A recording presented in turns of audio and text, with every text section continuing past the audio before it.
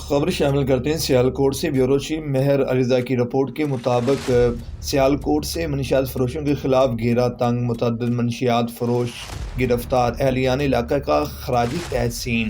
سیالکوٹ میں صدر سرکل کے اہم تھانہ اگوکی میں چند ماہ قبل تعینات ہونے والے انسپکٹر راجہ حماد کی بہترین پالیسیوں اور انٹیلی جنس کی وجہ سے تھانہ اگوکی کے علاقوں میں جرائم کا گراف انتہائی کم ہو گیا ہے۔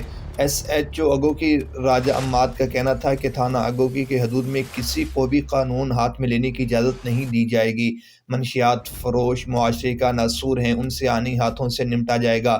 گزشتہ روز سلیم والطیب سے دوران ناکہ بندی سینکڑوں گرام چرس برآمد کر کے مقدمہ کا اندراج کر لیا ہے، جبکہ تفتیش کا عمل جاری ہے، جس سے متوقع طور پر بڑے منشیات ڈیلرز تک رسائی کا راستہ بنایا جائے گا۔ سول سوسائٹی اور وکلاء برادری کی جانب سے روزانہ کی بنیاد پر ناکہ بندی اور گشت کے مؤثر نظام اور جرائم پیشہ افراد کے گرد گھیرا تنگ کرنے پر ایس ایچ او اگوکی راجہ محمد حماد کی کارکردگی کو بھی سراہا گیا۔